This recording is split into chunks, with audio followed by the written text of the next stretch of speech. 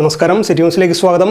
Kerala police pensioners association 37ാം സംസ്ഥാന സമ്മേളനത്തിന്റെ ഭാഗമായുള്ള സ്വാഗത സംഘം രൂപീകരണ യോഗം കണ്ണൂർ പോലീസ് സഹകരണ സംഘം ഓഡിറ്റോറിയത്തിൽ രജിസ്ട്രേഷൻ മ്യൂസിയം പുരാവസ്തു വകുപ്പ് മന്ത്രി രാമചന്ദ്രൻ കടന്നപ്പള്ളി ഉദ്ഘാടനം ചെയ്തു.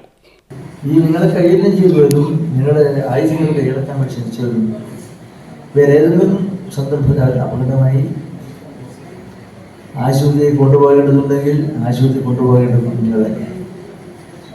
ഇതാണ് മറ്റുള്ള സർവീസ് സംഘടനയിൽ വ്യത്യസ്തമായി നിങ്ങളുടെ സേവനത്തിൻ്റെ ഒരു ആമുഖം അതാണ് എന്നാണ് ഞാൻ ഇന്ത്യയിൽ മനസ്സിലാക്കുന്നത്. എല്ലാം മാറ്റിവെക്കാൻ കഴിയും മറ്റു സർവീസ് സംഘടന. ഇപ്പോൾ നമ്മുടെ ഓഫീസുകളിലെ അത്യാവശ്യം ഒപ്പുവെക്കേണ്ട ഫയൽ അല്ലെങ്കിൽ ഒരു കാര്യം അതിൻ്റെ ഗൗരവം പൂർണ്ണ രൂപത്തിൽ ഉൾക്കൊണ്ടുകൊണ്ട് അത് ഇന്ന് തന്നെ അതിൽ കൊടുക്കാൻ എന്ന് ചിന്തിക്കുന്ന ഒരു ഉദ്യോഗസ്ഥന്മാരെ കണ്ടുപിടിക്കാൻ കുറച്ച് പ്രയാസമില്ല.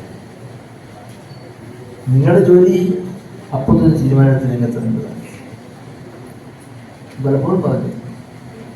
സംഘടനാ സംസ്ഥാന പ്രസിഡന്റ് കെ ജോസ് അധ്യക്ഷനായി, V Sivadasan MP, Kannur city additional police superintendent KV Venugopalan എന്നിവർ മുഖ്യാതിഥികളായി. മികച്ച പോലീസ് എന്ന സംവിധാനം ഉണ്ടാക്കിയെടുക്കാൻ പ്രയത്നിച്ച കേരളത്തിലെ മുഴുവൻ ആളുകളും ഇന്ത്യൻ പോലീസിന്റെ ഒരു മുഖമായി കേരള പോലീസ് മാറി. കേരളത്തിലെ ഇന്ത്യയിൽ അഭിമാനമുള്ള പോലീസ് സേനയായി കേരള പോലീസ് സംവിധാനമാണ് എന്ന് നമുക്ക് എല്ലാവർക്കും അറിയാം.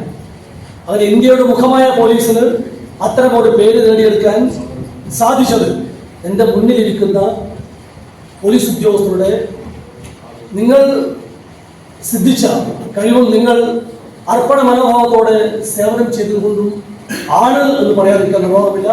അതിൻ്റെ അഭിമാനം നിങ്ങൾക്കാണ്. കേരള പോലീസ് പെൻഷനേഴ്സ് അസോസിയേഷൻ സംസ്ഥാന ജനറൽ സെക്രട്ടറി K രാജൻ സമ്മേളന രൂപരേഖ അവതരിപ്പിച്ചു.